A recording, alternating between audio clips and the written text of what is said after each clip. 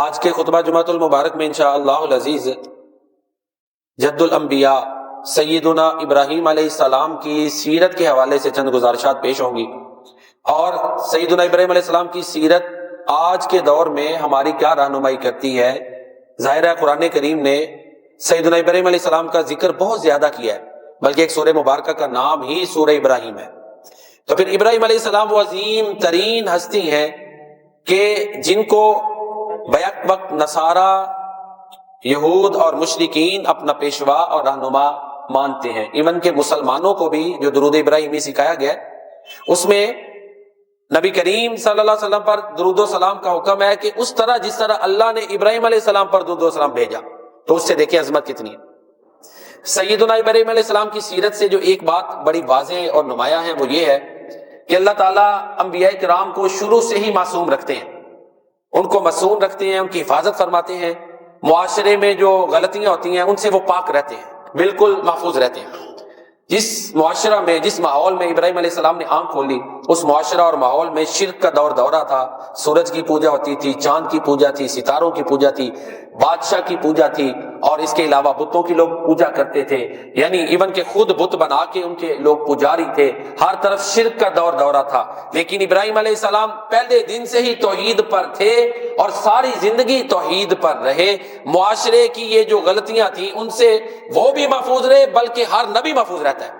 ہمارا یہ اعتقاد ہے کہ تمام انبیاء کرام چونکہ وہ اسوہ ہوتے ہیں نا، اسوہ حسنہ ہوتے ہیں، یعنی نمونہ ہوتے ہیں اپنی قوم کے لیے، تو لوگ پھر معاذ اللہ اگر ماضی میں غلطی ہو نا، بعد میں کوئی سمجھائے تو کہتے ہیں خود پہلے یہ کرتا تھا ایسے، بعد میں اتنا وزن نہیں ہوتا عقلی طور پر بھی۔ تو انبیاء کا چونکہ انتخاب اللہ تعالیٰ خود فرماتے تھے، اب تو نبوت کا دروازہ بند ہو چکا نا، تاجدار ختم نبوت رحمت للعالمین صلی اللہ علیہ وسلم کے تشریف آوری کے بعد آپ آخری نبی ہیں۔ اس سے پہلے انبیاء کا انتخاب اللہ تعالیٰ خود فرماتے تھے، اور اللہ تعالیٰ کا انتخاب مکمل ہوتا ہے۔ چنانچہ جو مورخین نے لکھا ہے، جس علاقے میں، جس شہر میں ان کی پیدائش ہوئی، اس کا نام ار تھا۔ یہ جنوبی عراق کے علاقے میں ایک شہر تھا، اس وقت یہ بڑا آباد تھا۔ کہتے ہیں یہ دو دریاؤں کے دریائے فرات کی ایسی جگہ تھی جہاں سے دو دھارے نکلتے ہیں، وہاں پر یہ آباد تھا، جسے مینوسوپیا وغیرہ کا لفظ انگلش میں کہتے ہیں، کہ جہاں سے دو دریاؤں کے دھارے نکلے۔ زراعت وہاں پر تھی، کھیتی باڑی تھی، تجارت تھی۔ اس دور میں یہ ترقی یافتہ ایک شہر تھا جہاں ابراہیم علیہ السلام جو ہے وہ پیدا ہوئے۔ چنانچہ جس طرح کہ میں پہلے عرض کر چکا کہ ساری قوم ہی شرک میں لتڑی ہوئی تھی، شرک کرتی تھی۔ ابراہیم علیہ السلام کی اللہ تعالیٰ نے خصوصی حفاظت فرمائی، اور سورہ انبیاء میں اللہ تعالیٰ فرماتے ہیں وَلَقَدْ آتَيْنَا إِبْرَاهِيمَ رُشْدَهُ مِن قَبْلُ وَكُنَّا بِهِ عَالِمِينَ۔ ہم نے ابراہیم علیہ السلام کو شروع سے ہی ہدایت دی ہوئی تھی، اور ہم ان کو جاننے والے، ہمیں علم ہے کہ وہ کیسے تھے۔ چنانچہ ابراہیم علیہ السلام جب بڑے ہوئے تو سب سے پہلے اپنے گھر والوں کی انہیں فکر لاحق ہوئی، اور ہونی بھی چاہیے۔ انہوں نے اپنے والد کو تبلیغ کی تاکہ وہ جہنم کا ایندھن نہ بنے اور بچ جائیں۔ آزر کو انہوں نے تبلیغ کی، بعد نے کہا کہ وہ چچا تھے، لیکن قرآن نے لفظ ابھی استعمال کیا کہ اپنے باپ، اذ قال لابیہ، جب انہوں نے اپنے باپ کو کہا۔ اب کچھ نے تعویل کی ہے چچا تھے، بہرحال قرآن نے جو بیان کیا ہم اسی ساری لفظوں پہ بیان کر رہے ہیں، حقیقت اللہ تعالیٰ جانتے ہیں۔ تو سورہ ابراہیم میں، سورہ مریم میں اللہ تعالیٰ نے حضرت ابراہیم علیہ السلام نے جو اپنے والد کو تبلیغ کی وہ قرآن بنا دیا۔ سورہ مریم کو اگر ہم دیکھیں نا کہ یہاں پر یہ واقعہ جہاں اللہ تعالیٰ نے ذکر کیا ہے وہاں اس کی اہمیت کیا ہے، تو بات بڑی واضح ہوتی ہے۔ دیکھیں سورہ مریم مکی ہے، ہجرت سے پہلے نازل ہوئی، اور یہ اس وقت نازل ہوئی جب مسلمان مکہ مکرمہ چھوڑ کے حبشہ ہجرت کر کے گئے تھے، اور یہ پہلا موقع تھا کہ مسلمانوں کا عیسائیوں کے ساتھ ایک انٹریکشن ہوا، ٹھیک ہے، کیونکہ وہاں حبشہ کا جو بادشاہ نجاشی تھا وہ عیسائی تھا، اس نے مسلمانوں کو پناہ دی۔ چنانچہ سورہ مریم میں جو آپ کو میجر تھیم نظر آتے ہیں، بڑے مضامین، وہ عیسائیوں میں جو شرک ہے اس کا رد ہے، اور مشرکین مکہ جو اپنے آپ کو ابراہیم علیہ السلام کا فالوور کہتے تھے اس کا رد ہے، اور ساتھ ہی شرک کی بھرپور مذمت ہے کہ اللہ کی اولاد نہیں، اور ساتھ ساتھ عقیدہ آخرت اور نیکی کے کاموں کو پروان چڑھا گیا۔ یہ چار بڑے مضامین ہیں جو سورہ مریم کے۔ تو ہم دیکھیں نا، شروع میں حضرت جعفر طیار نے جو تقریر کی نجاشی کے دربار میں، اس میں سورہ مریم کی آیتیں پڑھی۔ حضرت عیسیٰ علیہ السلام کی معجزانہ جو ولادت ہے اس کا بیان ہے سورہ مریم۔ وہ سارا کچھ اللہ تعالیٰ نے بیان کرنے کے بعد حضرت عیسیٰ علیہ السلام کے جو کلمات ہیں، وہ جو اصل اس کا مقصد ہے واقعہ کو ذکر کرنے کا، وہ ذکر کیے۔ تو کیا کہا تھا عیسیٰ علیہ السلام نے؟ انہوں نے بچپن میں کلام کیا، عیسیٰ علیہ السلام بغیر باپ کے پیدا ہوئے۔ کہا کیا؟ ان اللہ ربی و ربکم فاعبدوہ، بے شک اللہ میرا اور تمہارا رب ہے، لہذا تم اس کی عبادت کرو۔ ھذا صراط مستقیم، یہ مقصد تھا عیسیٰ علیہ السلام کا واقعہ ذکر کرنے کا کہ یہ سیدھا راستہ ہے دعوت توحید، کہ عیسیٰ نہ کوئی اللہ ہے، نہ اللہ کے بیٹے ہیں، نہ تین الہوں میں سے وہ ایک الہ ہیں، نہ ان کے پاس وہ الہی طاقتیں جو خاص وہ ہیں۔ عیسائیوں کے جو بڑے فرقے ہیں نا وہ تقریباً ان میں یہی چیزیں ہیں، کیتھولک ہے، پروٹسٹنٹ ہے یا آرتھوڈاکس ہے، یہ بڑے ان کے تین، آگے ان کی سب ریلیجنز ہیں، نصارہ کے جو فرقے بڑے ہیں، ان میں جو اکثریت میں مذہب ہے وہ یہی ہے۔ کوئی کہتے ہیں عیسیٰ اللہ کے بیٹے ہیں، کوئی کہتے ہیں تین میں سے تین ہے، کوئی کہتے ہیں خدا ہے۔ تو اس کا رد ہے کہ عیسیٰ علیہ السلام نے تو کہا کہ بے شک اللہ میرا بھی رب ہے اور تمہارا بھی رب ہے، ھذا صراط مستقیم، یہی سیدھا راستہ ہے۔ عیسیٰ علیہ السلام کی دعوت دی، نصارہ کو توحید کا درس دیا، آگے اس کے ساتھ یہ ابراہیم علیہ السلام کا واقعہ ذکر کیا ہے سورہ مریم میں اللہ تعالیٰ۔ اللہ اکبر۔ تو اللہ تعالیٰ فرماتے ہیں وَاذْكُرْ فِي الْكِتَابِ ابراہیم، اور اے نبی ابراہیم علیہ السلام کا کتاب میں ذکر کرو، اِنَّهُ كَانَ صِدِّيقًا نَبِيًّا، بے شک وہ بڑے سچے نبی تھے۔ اب یہ تعریفی کلمات بیان کرنے کے بعد پھر ابراہیم علیہ السلام کا جو اپنے والد محترم کے ساتھ ایک ڈائلاگ ہے، مکالمہ ہے، جو گفتگو ہے، اللہ نے وہ قرآن بنا دی۔ سٹارٹ کہاں سے لیا؟ اذ قال لأبیہ یا ابتی، جب ابراہیم علیہ السلام نے اپنے باپ کو کہا کہ اے پیارے ابا جان، یعنی انداز خطاب میں ادب ہے۔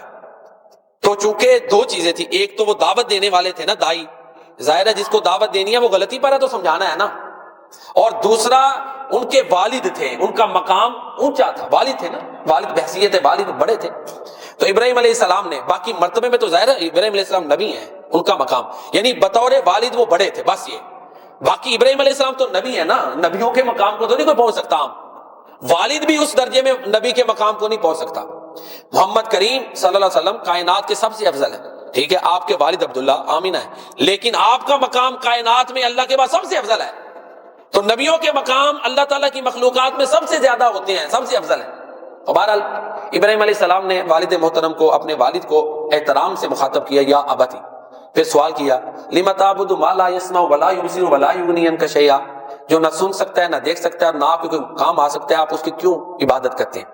دیکھیں نا، ایک کے سامنے ایک بندہ کبھی سجدے کر رہا ہے، کبھی کوئی عمل کر رہا ہے اور وہ دیکھ ہی نہیں رہا، تو فائدہ پھر کوئی فائدہ نہیں نا۔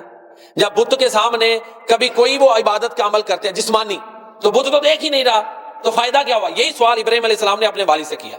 اور ظاہر ہے جب عبادت کرتے ہیں تو اس کی تعریفیں بھی کرتے ہیں، معبود کی کرتے ہیں نا، اپنی حاجتیں بھی پیش کرتے ہیں، تو وہ سنتا ہی نہیں۔ تو ابراہیم علیہ السلام نے کہا آپ اس کی ان بتوں کی تعریفیں کرتے ہیں، ان کو اپنی حاجتیں پیش کرتے ہیں، ان سے سوال کرتے ہیں، یہ تو سنتا ہی نہیں ہے۔ یہی مطلب ہے نا اس کا، اس آیت کا یہی مطلب ہے کہ آپ ان کی کیوں عبادت کرتے ہیں؟ عبادت کیا ہے؟ کہ ان کے آگے عاجزی کرنا، ان کی تعریفیں کرنا، ان سے مانگنا۔ تو نہ وہ سن سکتے ہیں، نہ دیکھ سکتے ہیں، نہ کسی کام آ سکتے ہیں، تو کیوں عبادت کرتے ہیں؟ دیکھیں نا کیسا زبردست سوال ہے کہ آپ سنا رہے ہیں وہ سنتا ہی نہیں، آپ عمل کر رہے ہیں وہ بت دیکھتا ہی نہیں، آپ اس سے مدد مانگ رہے ہیں وہ کچھ کرنے پہ قادر ہی نہیں، تو آپ کیوں پھر اس سے یہ تینوں چیزیں کرتے ہیں؟ کیوں اس کی تعریفیں کرتے ہیں؟ کیوں اس کو سناتے ہیں؟ کیوں اس کے آگے جو ہے وہ نا یہ عاجزی والے اعمال کرتے ہیں؟ لما تعبدون میں یہ تینوں سوال ہیں۔ کیوں عبادت کرتے ہیں؟ کیوں عبادت کرنے کا مطلب یہی ہے کہ آپ اس کی کیوں تعریفیں کرتے ہیں؟ یہ سنتا ہی نہیں۔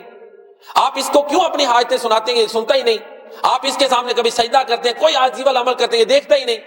تو لہذا یہ سوال اپنے والد محترم سے ابراہیم علیہ السلام نے کیا، تو والد بھی بس ظاہر ہے دوسرے مقامات پر آتا ہے قوم سے یہ سوال کیا تو انہوں نے کہا جی چونکہ ہمارے آباء و اجداد یہ کام کرتے ہیں ہم تو اس لیے کرتے ہیں۔ تو ابراہیم علیہ السلام کے اس سوال کے جواب میں قوم بھی بے بس اور والد بھی بے بس، ان کے پاس جواب ہی نہیں تھا۔ تو پھر آگے ساتھ ہی ابراہیم علیہ السلام فرماتے ہیں یا ابت انی قد جاءنی من العلم۔ پہلا جو ہے نا دعوت کا اسلوب یہی ہے کہ اگلا جو کام کر رہا ہے اس سے سوال کریں، وہ سوچے کہ میں یہ عمل کیوں کر رہا ہوں۔ اگر وہ عمل ہی بے فائدہ ہے، اس میں کوئی لاجک ہی نہیں ہے، کوئی وزڈم ہی نہیں ہے، تو وہ خود سوچے گا نا۔ تو یہ ابراہیم علیہ السلام نے کیا۔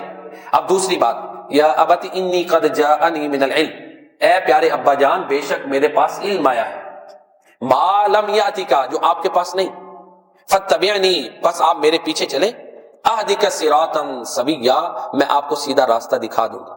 یہ دعوت کا دوسرا اسلوب ہے۔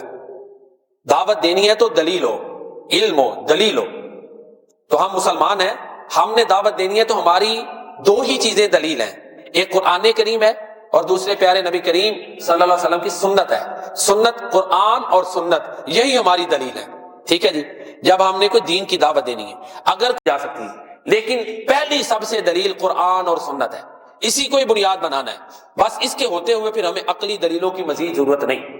جب قرآن کریم میں ایک چیز آ گئی ہمارے لیے کافی ہے بس۔ پیارے نبی کریم خاتم النبیین رحمت للعالمین صلی اللہ علیہ وسلم نے ایک حکم دے دیا، ہمارے لیے کافی ہے بس، وہ اول آخر وہی ہے، پھر ہم اپنی عقلیں نہیں دوڑائیں گے، ہم اس کو مانیں گے، اور مسلمان کا رویہ بھی یہ ہونا چاہیے۔ تو ابراہیم علیہ السلام نے اپنے والد کو یہ کہا کہ بے شک میرے پاس علم ہے جو آپ کے پاس نہیں، لہذا آپ میری پیروی کریں۔ اس کا مطلب ہے کہ اگر عمر میں کوئی چھوٹا ہے، اس کے پاس علم ہے، تو بڑے کے پاس علم نہیں تو وہ چھوٹے علم والے سے رہنمائی لے سکتا ہے۔ ہمارے ادھر چلو اب یہ رواج کم ہو رہا ہے، اس میں چلو ہماری بھی کچھ کوتاہیاں ہیں مذہبی حلقوں کی، بچے کو لوگ والدین حافظ بناتے ہیں، عالم بناتے ہیں۔ ظاہر بچے نے دین میں جب 7-8 سال پڑھا ہے تو والدین بھی اس سے مسئلے پوچھتے ہیں نا جی، یہ نماز میں یہ کام، یہ فلاں چیز کیسے کرنی ہے، تہجد کے طریقے سوالات کرتے ہیں۔ علماء جو ہیں وہ ان سے لوگ کرتے ہیں، ان کے والدین بھی کرتے ہیں، چچے بھی کرتے ہیں، جو سمجھتے ہیں کہ عالم ہے، تو پھر بڑے بھی ان سے رہنمائی لیتے ہیں، اور اس سے کوئی حرج نہیں۔ علم جو ہے اصل چیز علم ہے۔ تو چنانچہ یہی بات ابراہیم علیہ السلام نے اپنے والد سے کہی کہ بے شک میرے پاس علم ہے، آپ کے پاس نہیں، آپ میرے پیچھے چلیں، میں آپ کو سیدھی راہ کی طرف رہنمائی کروں گا۔ ظاہر ابراہیم علیہ السلام تو نبی ہیں، اللہ اکبر، ان پر تو ڈائریکٹ وحی نازل ہوتی تھی، ٹھیک ہے نا جی، اور انبیاء معصوم ہوتے ہیں۔ تو بہرحال ابراہیم علیہ السلام نے اپنے والد کو دعوت دی۔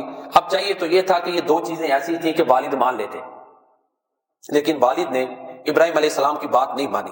اب ابراہیم علیہ السلام کا جو انداز بیان ہے، اس میں قرآن نے جو بیان کیا وہ تھوڑا اس میں شدت آ گئی، سختی آ گئی۔ کیا کہتے ہیں؟ یا ابتی لا تعبد الشیطان، اے پیارے ابا جان آپ شیطان کی پوجا مت کریں۔ اب ظاہر ہے والد تو بت کی پوجا کر رہے تھے نا، تو ابراہیم علیہ السلام نے کہا کہ شیطان کی پوجا نہ کریں۔ اب جو ہے نا اصل جو پیچھے موٹیو ہے اس کو ذکر کر دیا، ان الشیطان کان للرحمن عصیا، بے شک شیطان رحمان کا نافرمان ہے، تو جو رحمان کا نافرمان ہوگا وہ اس کی پکڑ سے نہیں بچے گا، تو جو اس کے طریقے پہ چلے گا وہ بھی نہیں بچے گا۔ خالی عصیہ نافرمانی نہیں، بلکہ جو دوسرے مقامات ہیں وہ نافرمانی کے اوپر ڈٹ جانے والا، تکبر کرنے والا تھا، اسی لیے تو اس کو اتنی سخت سزا ملی۔ غلطی ہو گئی شیطان سے، اس نے اپنی غلطی کو غلطی نہیں مانا، معافی نہیں مانگی، اس لیے اتنا بڑا عذاب اس پہ آ گیا۔ آدم علیہ السلام سے سہو ہو گئی، نسیان ہو گئی، بھول ہو گئی، فوراً اللہ تعالیٰ کی بارگاہ میں انہوں نے رجوع کیا، اللہ تعالیٰ نے معاف کر دیا۔ تو آدم علیہ السلام، چونکہ ہم اولاد آدم ہیں، ہمارے لیے ہمارے جو والد آدم علیہ السلام ہے ان کا طریقہ جو قرآن نے بیان کیا، یہ تو قرآن کی تعلیمات بن گئی نا، تو ان کا طریقہ ہمارے لیے رہنما ہے۔ غلطی ہو، غلطی کو تسلیم کریں اور اللہ تعالیٰ کی بارگاہ میں معافی مانگیں۔ یہ تعلیمات ہمارے پیارے نبی صلی اللہ علیہ وسلم نے ہمیں دی، یہ قرآن میں ہے، یہ پیارے نبی کریم صلی اللہ علیہ وسلم کی سنت میں ہے، اور آپ نے ہی ہمیں سکھائی ہیں چیزیں۔ تو بہرحال آدم علیہ السلام نے توبہ کی، وہ طریقہ ہمارے لیے مشعل راہ ہے۔ اب ابراہیم علیہ السلام اپنے والد کو کہتے ہیں کہ آپ شیطان کی پوجا نہ کریں، شیطان رحمان کا نافرمان ہے۔ پھر فرمایا یا ابت انی اخاف ان یمسک عذاب من الرحمن، اے پیارے ابا جان مجھے ڈر ہے کہ کہیں آپ پر رحمان کا عذاب نہ آ جائے۔ اب یہاں پر ابراہیم علیہ السلام نے یہ نہیں کہا کہ ٹھیک ہے آپ سے غلطی ہو رہی ہے لیکن میں آپ کا بیٹا نبی ہوں تو بچا لوں گا، سفارش کر لوں گا، یہ نہیں کہا۔ قرآن ہے، دیکھیں سورہ مریم ترجمہ پڑھ لیں، کیا کہا والد کو، یہ بہت بڑے جملے ہیں اور اللہ نے قرآن بنائے۔ سورہ مریم ہے، اس کا تیسرا رکوع ہے، انی اخاف ان یمسک عذاب من الرحمن، بے شک میں ڈرتا ہوں کہ آپ کو رحمان کا عذاب کہیں نہ اپنی لپیٹ میں لے لے۔ اچھا، یہ ابراہیم علیہ السلام نے جب والد کو کہا، اب والد کا ریئیکشن جو آیا وہ قرآن نے بیان کیا ہے۔ تو والد کہتے ہیں اراغب انت عن آلہتی یا ابراہیم، اے ابراہیم کیا تو میرے معبودوں سے منہ موڑتے ہو، ان کو مانتے نہیں ہو؟ ظاہر ابراہیم علیہ السلام نے تو منہ موڑا، ساتھ دلیلیں دی کہ یہ نہ سن سکتے ہیں، نہ دیکھ سکتے ہیں، نہ کچھ کر سکتے ہیں۔ اور پچھلی آیات کو سامنے رکھیں تو ابراہیم علیہ السلام نے یہ انڈائریکٹ کہا کہ ان بتوں کی پوجا شیطان کی پوجا ہے اور یہ نافرمانی والا راستہ ہے، اور اگر کوئی اس سے توبہ نہیں کرے گا، اسی پہ چلتا رہے گا، کہ ڈر ہے اللہ تعالیٰ کا عذاب اس کو اپنی لپیٹ میں نہ لے لے۔ پچھلی آیتوں کا یہی مفہوم ہے نا جو ہم نے ابھی پڑھی ہے۔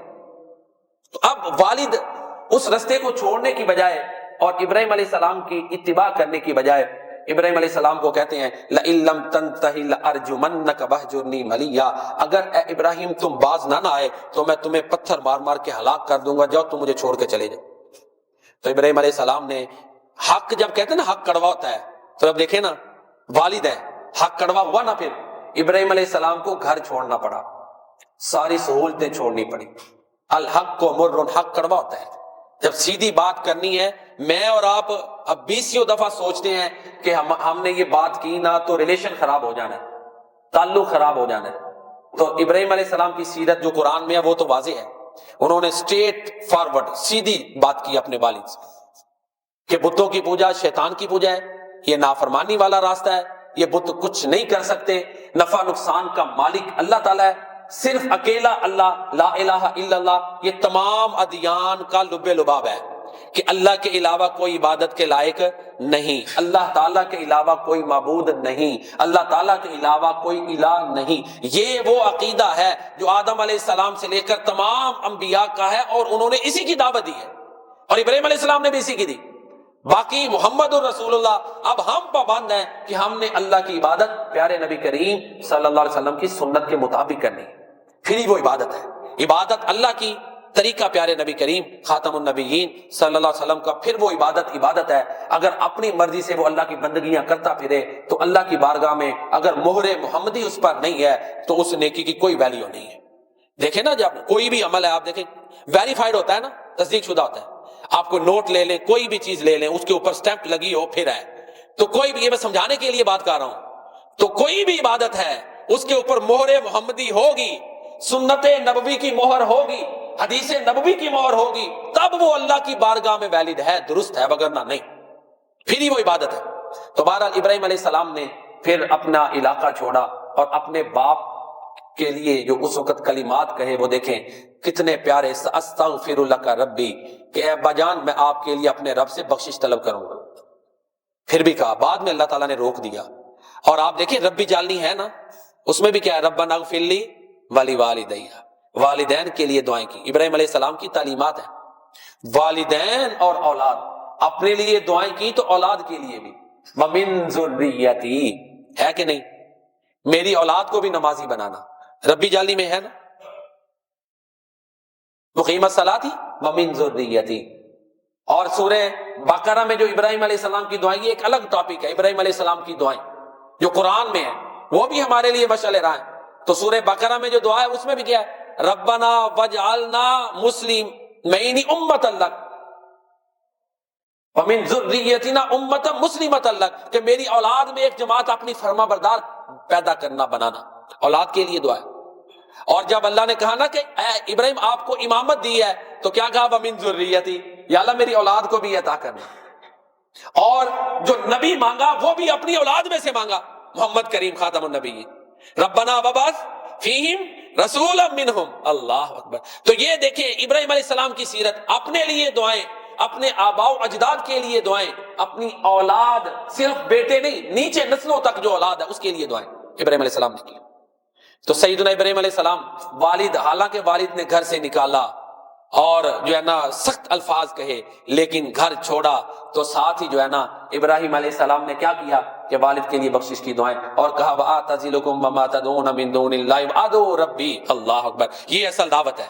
کہا کہ ابا جان آپ کو، آپ کے پورے گروہ کو میں چھوڑتا ہوں، جن کی آپ پوجا کرتے ہیں ان کو بھی چھوڑتا ہوں، وَأَدْعُو رَبِّي، اور اپنے رب سے دعائیں کرتا ہوں، عسیٰ اللہ اکون بدعاء ربی شقیہ، میں اپنے رب سے مانگتا ہوں کبھی محروم نہیں رہا، وہ میری دعائیں سنتا ہے۔ یہ ابراہیم علیہ السلام کا اعتقاد، یقین، توکل ہے کہ گھر چھوڑتے وقت جب مستقبل کا کوئی پلان نہیں تھا، کوئی منصوبہ نہیں تھا کہ کہاں جانا ہے، کیا حالات ہیں، تو اس وقت ابراہیم علیہ السلام نے یہ کلمات کہے، اپنا ایمان ظاہر کیا۔ یہ صرف زبان سے کلمات نہیں ہیں، دل کے اعتقاد و ایقان اور یقین کا زبان سے اظہار ہے جو ابراہیم علیہ السلام نے کیا۔